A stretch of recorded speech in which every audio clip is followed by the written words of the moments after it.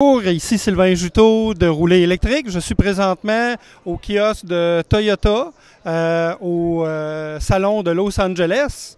Je suis avec Romaric Lartilleux, qui est représentant média chez Toyota Canada. Bonjour. Bonjour Sylvain. Aujourd'hui, on va principalement parler de la Toyota RAV4 Prime. OK? Il y a aussi la version 2 de la Mirai qui a été présentée, qui est très jolie, qui est surtout très jolie. Mais on va se concentrer sur la Toyota RAV4 Prime, qui est à mon avis une offre vraiment qui couvre un trou extrêmement important dans le marché québécois ou canadien. Donc, juste me résumer les spécifications, évidemment, que tu sais sur le véhicule. Alors, le RAV4 Prime, il va être tout nouveau pour 2021, donc il va arriver un peu plus tard l'année prochaine. C'est un RAV4 qui est basé sur la dernière génération de RAV4 qu'on a introduit pour 2019 et qui est donc hybride, branchable. Il conserve le même moteur à essence que le RAV4 hybride qu'on connaît déjà, avec en plus la possibilité donc de recharger la batterie et d'avoir jusqu'à 60 km d'autonomie en 100% électrique, donc beaucoup plus qu'avec un modèle simplement hybride. Et par la suite, on tombe en mode hybride régulier à essence. C'est quoi la consommation une fois qu'on tombe en mode hybride régulier? Alors, on n'a pas encore les chiffres de consommation. Ce qu'on peut anticiper, c'est d'avoir le même type de consommation qu'avec un RAV4 hybride, donc aux alentours de 6 litres au 100 km une fois que la batterie est vide, peut-être moins, mais on n'a pas encore les chiffres confirmés. Par contre, la consommation en litres équivalents par 100 km, elle est estimée par Toyota à 2,6 litres au 100 km. Donc, vraiment une consommation très réduite. Étant donné que 90% des Canadiens, pour le métro boulot de dos, parcourent moins de 60 km par jour, j'ai l'impression qu'il y en a qui vont faire 2 pleins par année. Ah, c'est possible, si vous vous arrangez bien, si vous faites attention, effectivement, on peut très bien rouler en électrique pour la plupart du temps. Et quand vous avez besoin de faire plus que 60 km, à ce moment-là, vous travaillez avec le moteur à essence. Quelque chose qu'on n'a pas mentionné, c'est aussi la puissance de ce véhicule, puisque quand vous regardez la différence de puissance entre un RAV4 hybride et le hybride branchable, on a 83 chevaux de plus. Donc on a un total de 302 chevaux sur ce véhicule.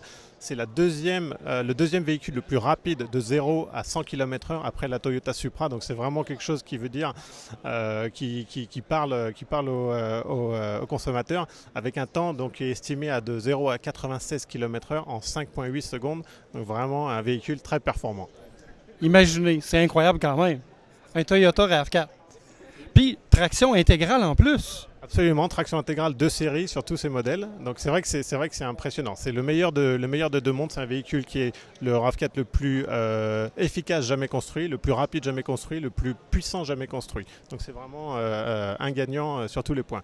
Et capacité de remorquage? Alors on n'a pas encore le chiffre de capacité de remorquage. On peut estimer que la capacité de remorquage sera au moins équivalente à celle qu'on a sur la version hybride, donc qui est de 1750 livres, mais avec un chiffre qui sera confirmé plus tard. Génial. Puis en plus, il va sûrement, on voit des barres pour mettre du rangement sur le toit. Donc, vraiment un véhicule très complet. Maintenant, ce qui est le plus important, le prix. Alors le prix, on n'a pas encore les prix. Ils sont encore en cours de négociation avec Toyota Japon, avec Toyota États-Unis. Vous savez, des prix dépend aussi de la location de véhicules qu'on aura. Donc les prix sont encore en cours de négociation. Parce que le but, c'est bien évidemment d'offrir un véhicule qui soit au bon prix, au bon moment. Donc il faudra attendre encore un petit peu jusqu'à l'année prochaine pour voir les prix de ce véhicule.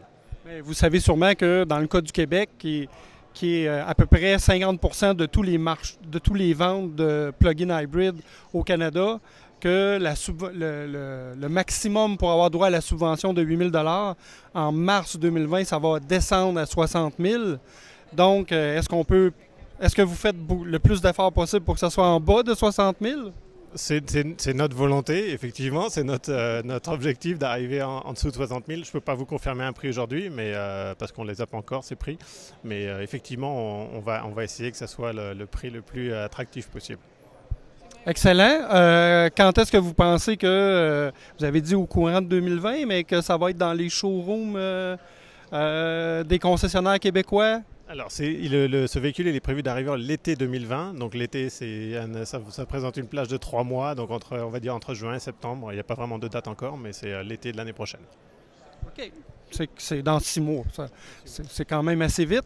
L'autre question, évidemment, la disponibilité. Ça, c'est un gros problème actuellement au Québec pour plusieurs véhicules. Vous savez, la Prius Prime, c'est incroyable, les chiffres de vente. Je sais qu'il y a quand même de l'attente, mais quelques mois d'attente. Le plus tôt vous réservez, le plus tôt vous pouvez vous procurer le véhicule. Est-ce qu'au moins, parce que là, on parle d'un VUS, donc ça risque d'être encore plus populaire, à mon avis, que la Prius Prime. Donc, pensez-vous aller être capable d'avoir autant d'allocations que la Prius Prime? Alors, je ne peux pas encore répondre au niveau des allocations. Bien entendu, notre volonté, c'est d'en vendre et de les avoir disponibles pour les clients qui les veulent. Je ne peux pas vous donner un chiffre parce qu'on n'a pas de chiffre à communiquer pour le moment. Mais oui, là, on veut vendre ce véhicule.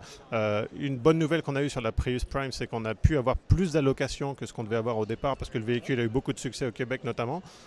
Donc il n'y a pas de raison que la même situation ne se reproduise pas pour ce véhicule. Donc effectivement, on fera notre mieux pour avoir des véhicules pour répondre à la demande.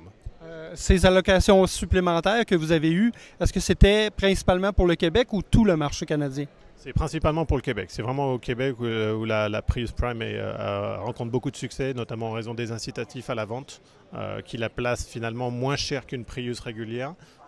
Donc c'est à cause de cette demande supplémentaire qu'on a eu ces allocations supplémentaires.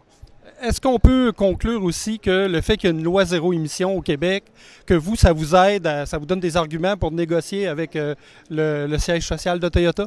En fait, ce qui nous donne des arguments pour négocier, c'est la demande. Quand on peut montrer qu'il y a une demande précise à un endroit précis, à ce moment-là, effectivement, c'est plus facile pour nous pour avoir des allocations supplémentaires. Donc, s'il y a de la demande, en général, on veut répondre à cette demande. Le problème, c'est quand il y a une demande qui est mondiale, globale sur un véhicule et qu'on est limité par les capacités de production. À ce moment-là, on a uniquement ce qu'on peut avoir en termes de pourcentage. On a ce que notre marché représente au niveau mondial. Donc quand tous les pays veulent le même véhicule, effectivement, il faut faire des concessions. On ne peut pas favoriser plus un marché qu'un autre. C'est un peu difficile. En passant, je me permets un commentaire. Étant moi-même québécois, le Québec recherche des partenaires manufacturiers pour fabriquer des batteries et des voitures électriques au Québec. Vous savez, on a l'Institut de recherche l'IREC avec Karim, qui est un chercheur reconnu. Donc, si jamais vous pouvez mentionner à vos patrons que le Québec serait très intéressé à vous aider, Toyota, à augmenter votre capacité. Fait que, merci beaucoup, c'est très gentil de votre part. Merci Sylvain, merci, un plaisir. À la prochaine.